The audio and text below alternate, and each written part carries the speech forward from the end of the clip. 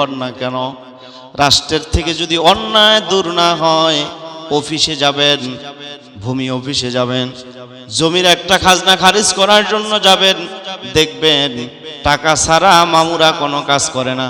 হয় কি হয় না? মনে হচ্ছে ওরা দেশের রাজা, আর আপনারা অন্য দেশ থেকে এসেছেন, আপনা তাদের গোলাম। মনে হচ্ছে টাকা ছাড়া কোনো কাজ হবে না, ফ্রির অপশন আপনার জন্য নাই। এরকম হয় কি হয় না?